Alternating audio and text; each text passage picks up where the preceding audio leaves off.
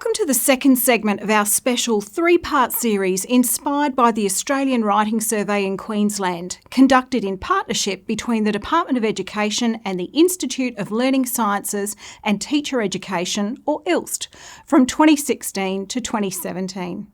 You may wish to view the first segment where Pascal presents an overview of the survey and hones in on two considerations: creating a positive school-wide writing culture and incorporating the dual focus of learning to write and writing to learn.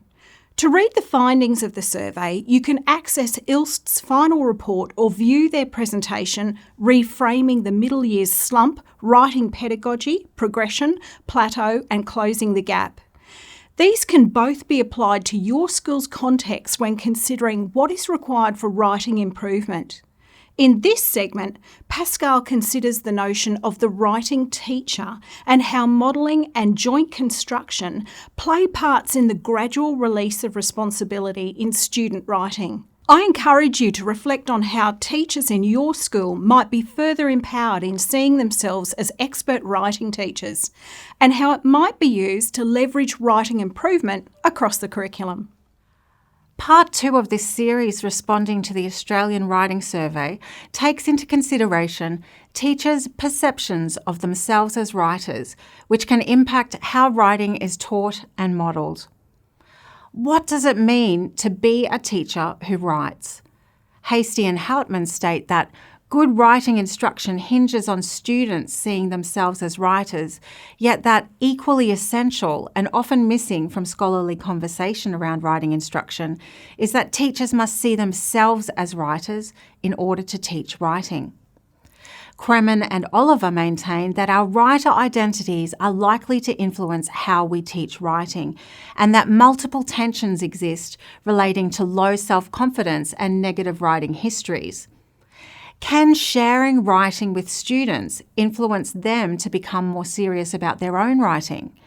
When students see their teachers write, they witness examples of writerly thinking and the inherent motivational and personal values.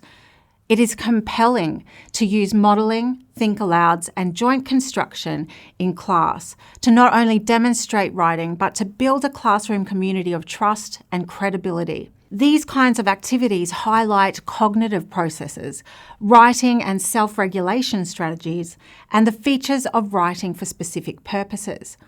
They also take time, but it's worth it.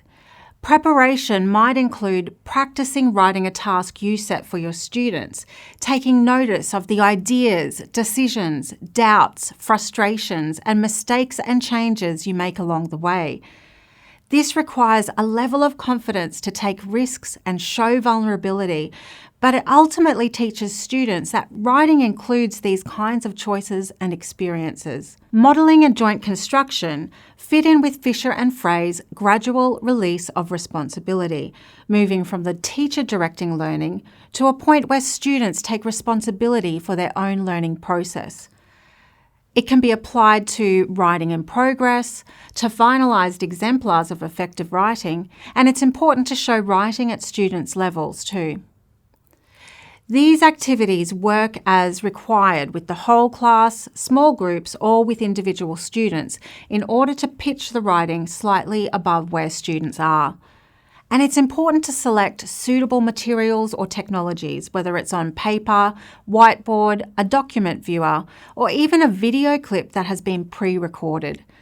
Essentially, modelling gives students a starting point and helps them have the confidence to try it themselves because they have seen it done.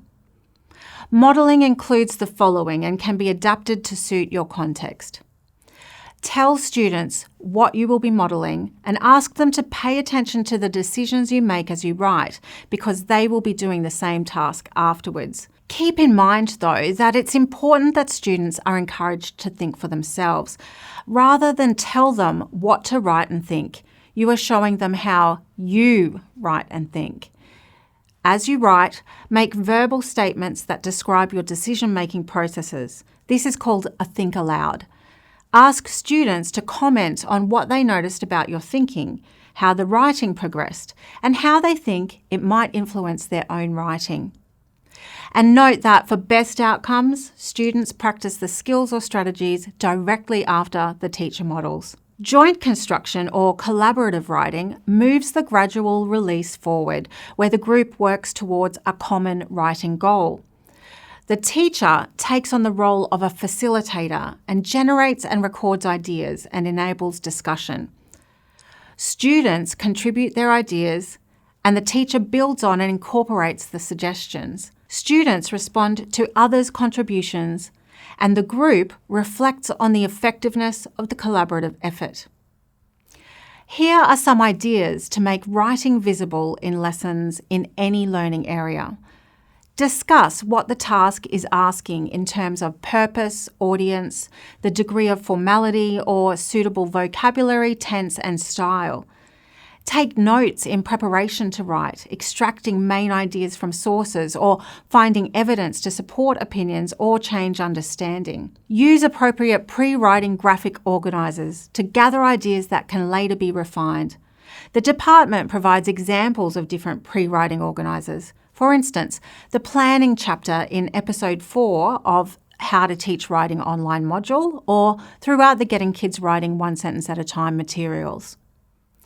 Produce a draft or a section of a draft, such as an introduction or conclusion, or focus on linking one paragraph to the next. Read an exemplar and look at what works and what could be improved. Show how to edit from sentence level to text structure and sequence. The main concept is for teachers to see themselves as confident writers who share and teach writing across the curriculum. How is writing made visible in your school? Are modelling and joint construction strategies used regularly in class and understood to be effective when used in balance with independent writing? Even if this is the case, when prompted, do teachers indicate they would value capability development sessions on how to model or facilitate collaborative writing? Our final segment in this series will consider assessing the quality of students' writing and providing useful feedback. This segment has been informed by the following research. For more research-based support regarding teaching writing, visit the department's Literacy P12 site, the How to Teach Writing online module, the Reading and Writing Centre, or the Getting Kids Writing One Sentence at a Time Ed Studio.